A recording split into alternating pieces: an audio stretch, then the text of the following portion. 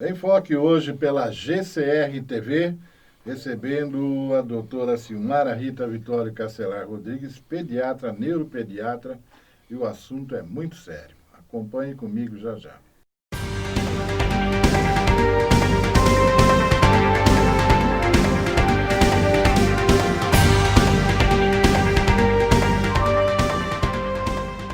Olá, muito bem. Nosso enfoque hoje, prazer imenso recebendo aqui doutora Silmara Rita Vitório Castelar Rodrigues, médica, pediatra, neuropediatra e mais alguma coisa. Tudo bem, Silmara? Tudo bom, Mauro? É um prazer estar aqui, muito obrigado pelo convite. E tá certo, né? Eu sou pediatra, neuropediatra e sou intensivista infantil. Verdade, né? Esqueci do intensivista. Bom, queria que você falasse um pouquinho a respeito da sua experiência, né? Longa experiência É na longa, medicina. né? Bom, Você trabalhou eu como tenho, referência em Mário sim, Gatti, é isso? eu tenho 33 anos de formada, né? Trabalhei no início, quando eu estava fazendo a residência, terminando a residência de terapia intensiva, fiz muito pós-operatório de cirurgia cardíaca no estado de Goiás. Foi lá que eu fiz alguns outros cursos. Goiânia, naquela época, era referência para a cirurgia cardíaca, além do estado de São Paulo. Depois mudei para cá, porque é o meu estado de origem, tá certo? E logo comecei a trabalhar junto ao Hospital Mário Gatti através de um concurso. Então, hoje eu sou uma pessoa aposentada pelo Hospital Mário Gatti. São 30 anos Nossa, é muita coisa, de né? terapia intensiva, né? E me aposentei como funcionária pública da Prefeitura de Campinas. Agora, me diz aí, como é que surgiu Nova Odessa nesse Então, circuito aí? o meu chefe lá no Hospital de Campinas, lá no Mário Gatti, chamava Henrique, ele também dava uma assessoria aqui na cidade de Nova Odessa, que não tinha nem hospital, era só um pequeno ambulatório, né? Como se fosse um pequeno postinho de saúde. Aí no mesmo lugar que está o hospital hoje, tá certo? Uhum. E ele acabou me convidando se eu queria dar alguns plantões aqui na cidade de Nova Odessa, como eu morava aqui na região, para mim era conveniente e eu acabei vindo dar plantão aqui. Isso foi em 1994. Hum, faz tempinho. Faz muito tempo, né? E comecei a dar plantão, incrível que pareça, o meu companheiro de plantão, né? O meu colega de plantão, era o doutor Lourenço. Ah, tá. Então, o pessoal não gostava muito de trabalhar com a gente, não, porque no dia do nosso plantão, os atendimentos iam até 2, 3 horas da manhã. Então, eram consultas normais, a cidade era bem pequena, e a gente atendia a população toda, eu na área de pediatria, o Lourenço na área de clínica. E assim, as nossas consultas, que nem era pronto-socorro, porque a gente não tinha um grande Uhum. pronto-socorro, eram mais ambulatoriais, elas iam até 2h30, 3 horas da manhã. Aí surgiu o hospital aí. Aí Aí tem uma começou história. na época do prefeito, do Simão Welch, o secretário de saúde era o doutor José Faganello. Aí começou a fazer o hospital, a gente começou a ter ginecologista de plantão, mas esse hospital não saía, sabe? Ele estava todo pronto, mas assim, tava um medo danado, porque será que a gente vai dar conta de ter os pacientes internados? Como é que vai ser? Até que um dia chegou no pronto-socorro uma senhora, assim, quase dando à luz, né? E eu estava de plantão e estava comigo uma ginecologista, a doutora Alba, e a gente colocou essa paciente, já o centro cirúrgico já estava todo montado, todo esterilizado, a gente colocou essa paciente lá para dentro, acabou fazendo o parto, e nasceu a Vitória, que eu lembro muito bem o nome da criança, linda, a Vitória, e assim foi inaugurado o Hospital Nova Odessa. Desse jeito, Desse sem jeito. programação, sem Sem nada. nada. Aí depois que já tinha nascido, não tinha mais como voltar para trás. Aí, O seu Simão Welch ficou super contente. E aí começamos a ir para frente com o hospital. que a história interessante essa, né? E aí foram, lógico, no decorrer desses anos, foram aumentando os postos de saúde. Eu cheguei a ser a responsável pela pediatria no hospital. Depois eu acabei indo para o posto do São Jorge. E nesse meio do caminho, Nova Odessa começou a ter um déficit muito grande de neurologia infantil. Eis que um dos dirigentes do hospital, na época, era um médico que era diretor clínico do hospital, ele descobriu que eu tinha feito uma residência de neuropediatria enquanto eu estava em Goiânia. E veio me perguntar se eu teria interesse em atuar nessa área. Como eu nunca tinha pensado, porque quando eu vim para cá, para o interior, as portas que se abriram para mim tinham sido da terapia intensiva, eu pensei um pouco, mas eu achei legal o desafio. E aí eu comecei a fazer o ambulatório de neuropediatria, tá certo? E já faço isso há 12 anos. Bem. Aqui no município de Nova Odessa. No meu consultório, sim, eu atendo o paciente particular, os convênios, né? Mas um serviço dentro de uma prefeitura, eu já estou fazendo há 12 anos aqui no município de Nova Odessa. Bom, consultório aqui, sempre foi aqui. Aí, sabe, Nova Odessa é a minha cidade de coração, entendeu? Eu falo assim, que tem duas cidades que eu gostaria muito de morar, né? Uma é Curitiba, que eu acho ótima, e a outra é Nova Odessa. Sim, e quando você montou, quanto tempo tem o consultório? O consultório tem 25 anos, no né? mesmo lugar? No mesmo lugar.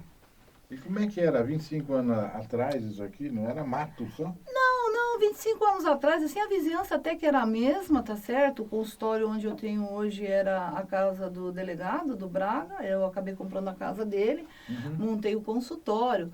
Mas, assim, Nova Odessa mudou muito, né? Então, toda a pavimentação, que acho que se deve muito aos prefeitos, tá certo? Que tiveram esse cuidado, ela expandiu em todas as direções. Mas aqui esse centrão da prefeitura, onde está meu consultório, o hospital, depois foi feito o ambulatório e tudo mais, modificou pouca coisa, né? Mas, assim, a cidade em si, realmente, ela deu um boom, né? Para quem chegou aqui, em 94, o negócio, né? Muito bem. Eu vou dar um pequeno intervalo e já volto com a doutora Silmara.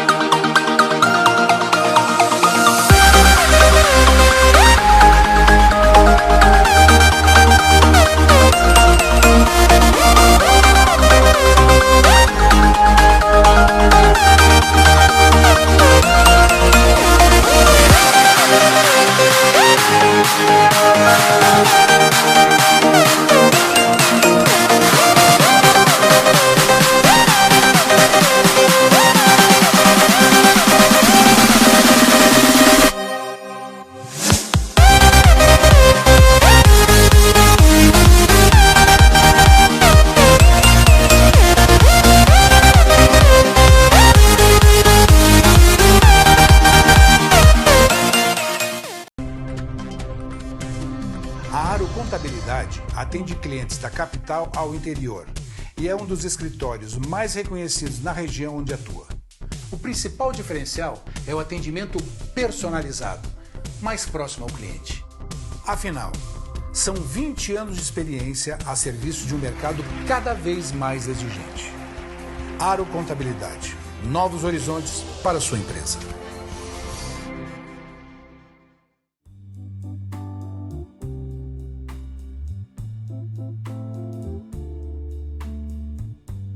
Pediatria, neuropediatria comportamental, homeopatia, atendimento com hora marcada, particular e convênios. Telefone 3466-5987.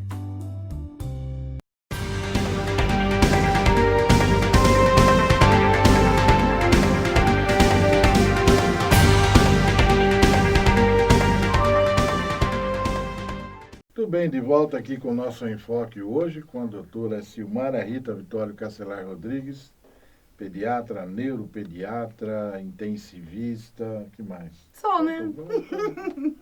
Não, tem ainda a parte de Homeopatia. Ah, não, mas a homeopatia, a gente vai falar daqui a pouco, ela, na verdade, ela se encaixa dentro da neurologia, né? Porque é uma parte que a gente faz com o intuito de ajudar esses pacientes na parte comportamental apenas.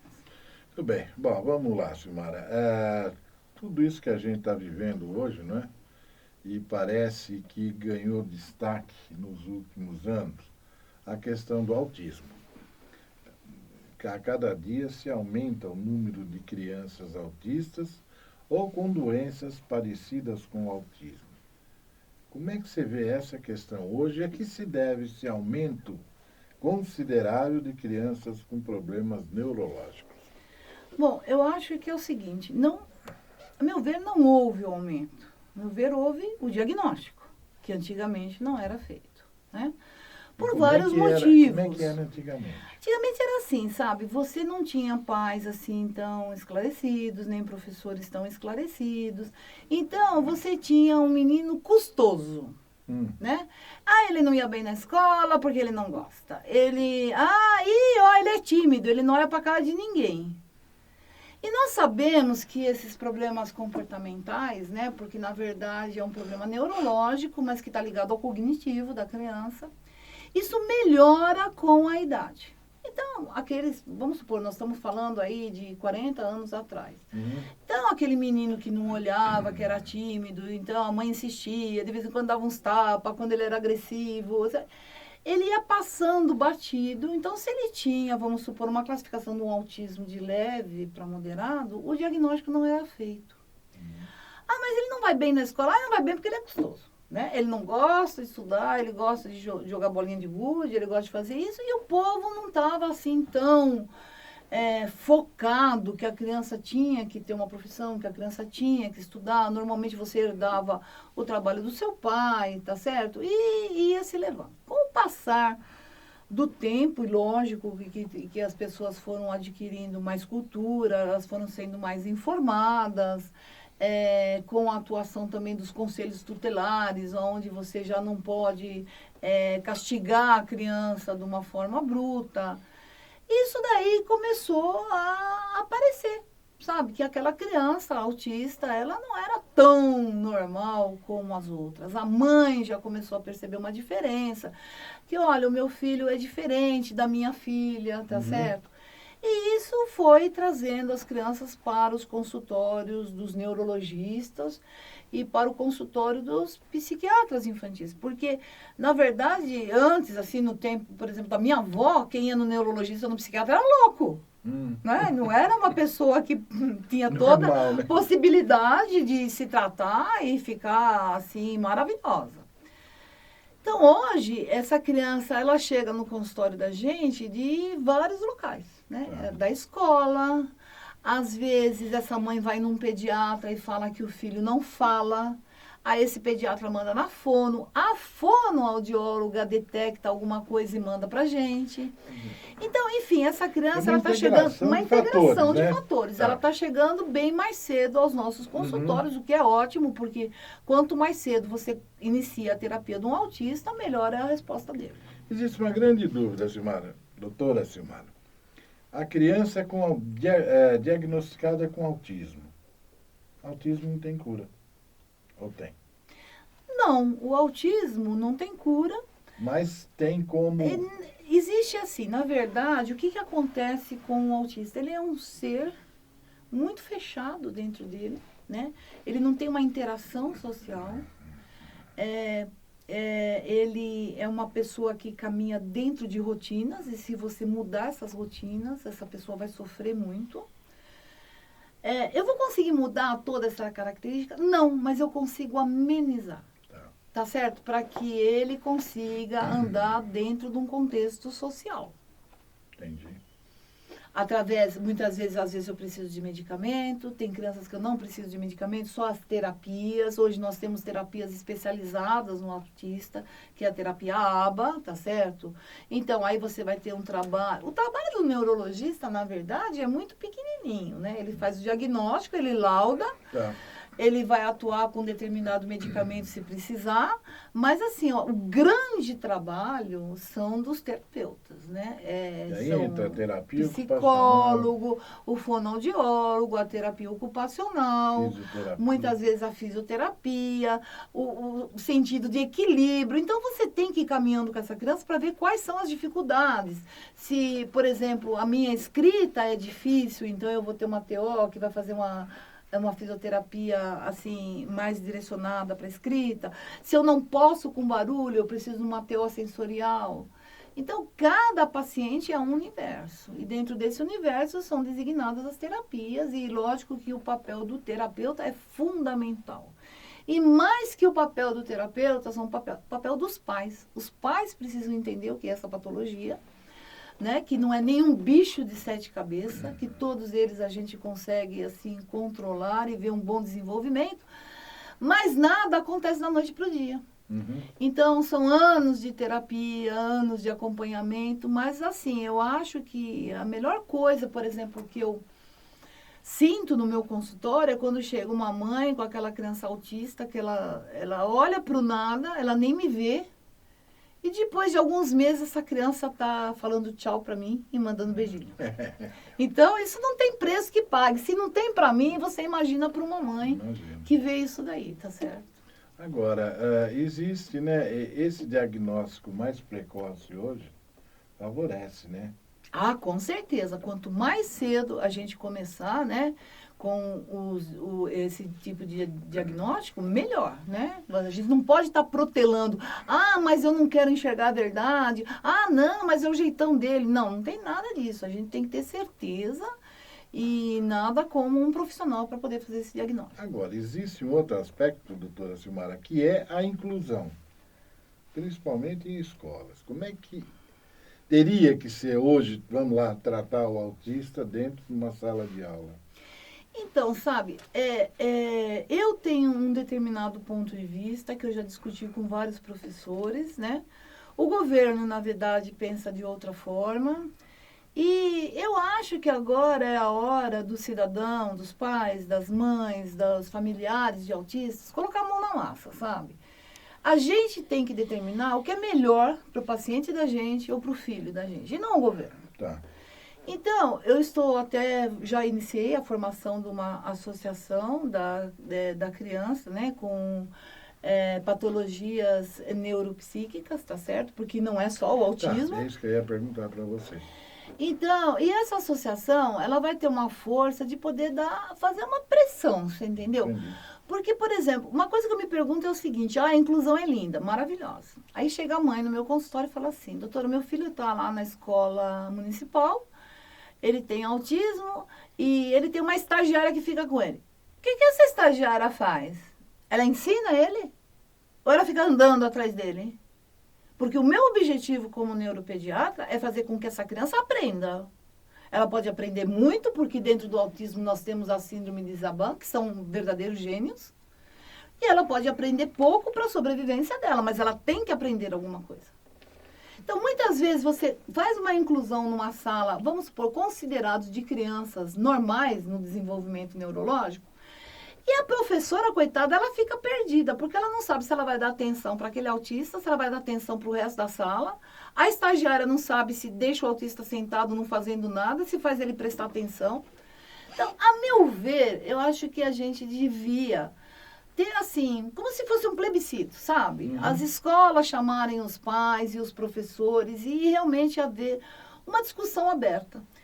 Se realmente a inclusão deve ser feita nessa área que a criança está aprendendo lá português, matemática, e ela tem um nível de aprendizado um pouco mais lento que o outro, talvez tenha que ser explicado de uma outra forma, e aí a gente deixa salas especiais, com professores especiais que saibam fazer esse tipo de abordagem, como você tem, por exemplo, as escolas especializadas em autistas, tá certo? Que é excessivamente caro, né? É excessivamente caro. Hoje o preço de uma dessas é em torno de 5, 6 mil reais por mês. Mas nós podemos desenvolver tudo isso junto ao município e fazer a inclusão dessa criança, por exemplo, numa aula de educação física, numa aula de arte, tá certo? Onde não é tão necessário o aprendizado e um raciocínio colocado de um modo diferente. Aí você teria uma inclusão com as outras crianças, você não teria uma pressão. Na verdade, isso daí tem tudo que ser reformulado para que a criança autista goste de ir à escola. Tudo bem, é interessante isso, mas vamos voltar nesse assunto depois do intervalo.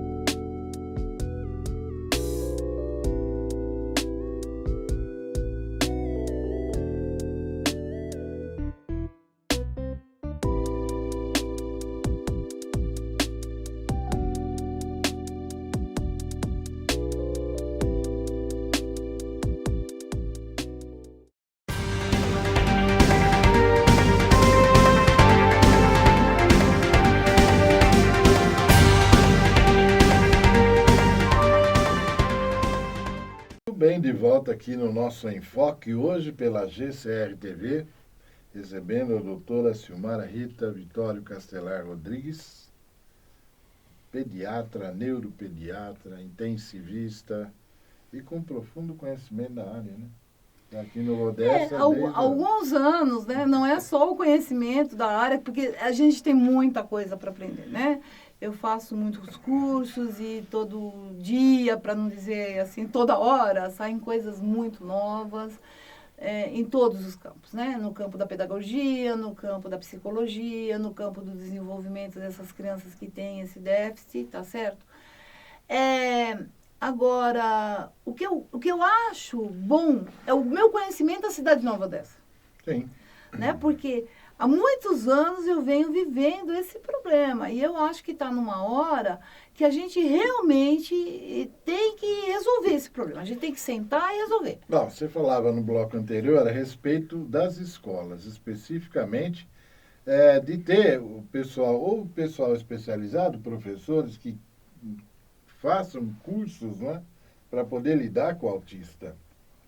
Sim, nós estamos falando aqui de uma patologia que é o autismo. Porque mas, você assim, tem várias outras. Tem sim, a PAI que não atende autista. Então, na escola, a PAI, coitada, a PAI é uma salvadora no meio de tudo, porque ela está sobrecarregada, ela não tem mais espaço para nada e eu também acho que uma situação dessa não está certo.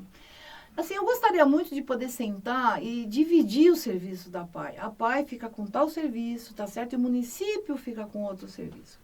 E nós estamos falando de um déficit muito grande, porque nós não estamos falando em relação ao autista e as terapias do autista que estão todas deficitárias. Então, eu preciso de fono, não só para o autista, mas para aquela criança que tem o déficit de atenção. Sim. né? Porque normalmente ela tem uma alteração do processamento auditivo central Uhum.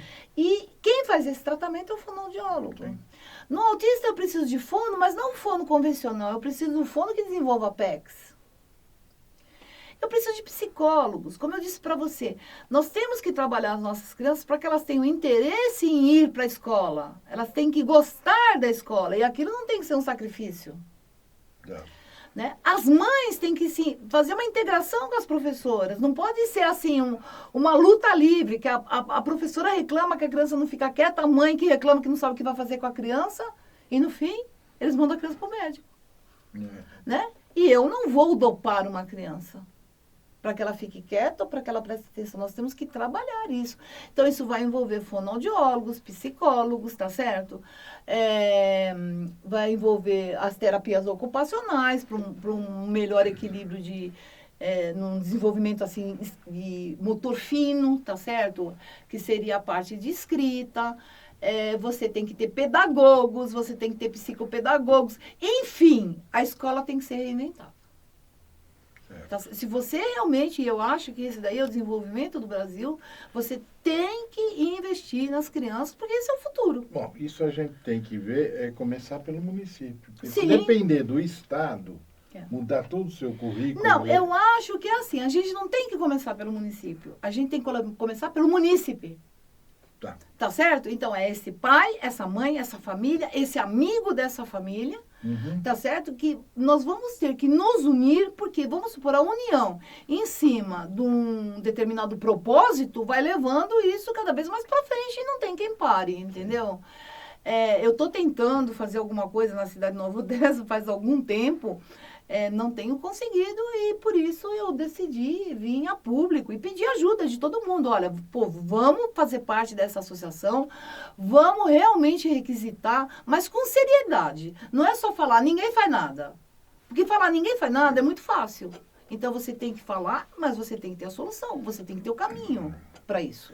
E surgiu um outro assunto, até fiquei sabendo isso hoje, da questão da ecoterapia.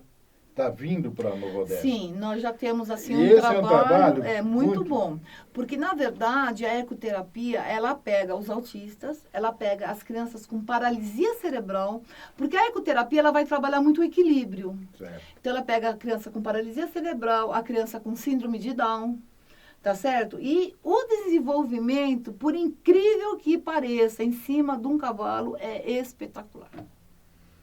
E não é só o desenvolvimento do equilíbrio, é o desenvolvimento de integração, do gosto do animal. Eu faço um convite aqui também, porque aqui em Nova Odessa tem a Associação dos Animais, não é? Então, essa associação também podia se unir com a gente, sabe? De ter um espaço para que essas crianças pudessem brincar com os bichinhos, entendeu? Que elas tivessem uma integração. Um bichinho é tudo de bom na vida de uma criança. Principalmente a criança que tem esse tipo de déficit. Bom, isso tudo é evidente, né, doutora Silmara, que a gente está vivendo uma época difícil, que é a pandemia. Já a criança sem aula. Eu imagino como é que para uma mãe segurar lá um monte de criança com sérios problemas de sabe que quando atenção. começou essa pandemia, todo mundo ficou fechado em casa, a gente até parou umas 2 semanas sem atendimento, porque não sabia direito o que estava acontecendo. A minha grande preocupação em relação aos autistas é que eu achava que eles não iam querer usar máscara. Uhum. Porque mudou, né? A máscara é uma coisa nova, que não faz parte da rotina dele, né? Por incrível que pareça, os meus autistas estão lindos, extremamente comportados com as máscaras, tá certo? Eles perguntam se eles podem tirar, eles colocam.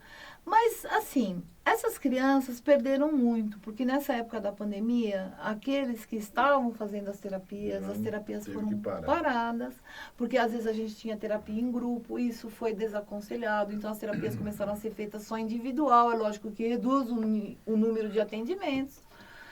Mas, enfim, a gente vai levando as mães, assim, tem umas até que eu passo algum remedinho no consultório, porque é difícil, hein, você ficar o tempo todo com uma criança, às vezes tem um irmão, uma irmã, são 3 crianças dentro de um lugar fechado, não é fácil. sem aula, sem atividade. Então, o que nós estamos vendo é assim, essa criança muito focada no celular, muito focada no computador, entendeu? E então, o que a gente vai fazer? Eu gostaria vou aproveitar a sua entrevista para dizer que eu vou colocar uma página e toda semana nós vamos fazer assim, tirar as dúvidas, fazer um aconselhamento para esses pais e dar algumas ideias do que você pode fazer com essa criançada, porque nós não sabemos quando é que essa pandemia vai acabar, não é? E nem se vão voltar para a escola esse ano. É isso que é a grande dúvida. Não cortando fica, né? você, então, quando a gente estava falando do problema do autista na escola, e eu me referi para os pais e mães desses autistas, eu quero me referir não só para esses pais e mães. Eu acho que todas as mães que têm filho que tem um problema, ou ele tem um déficit de atenção, ou ele tem uma inteligência limítrofe, tá certo? Ou ele tem um transtorno opositor e desafiador. Todas nós, eu como médica, né, porque meus filhos, o mais novinho tem 22 anos, a gente tem que se unir, sabe? Porque a união dessas mães, desses pais, desses familiares, vai fazer com que a gente mude a visão dessa educação. É importante isso, né? E você que está nos assistindo, a doutora Silmara vai estar aqui sempre agora, né? Né? Porque né? assim, É difícil, difícil foi a primeira, porque por incrível que pareça, longe, né? apesar de eu estar destrambelhada aqui falando, eu sou uma pessoa extremamente tímida. E é longe, né, o consultório. O meu consultório é do lado aqui. Mas assim, eu tinha assim, muito receio de falar em público, né? Como eu disse, né? As aparências enganam. Verdade. Né?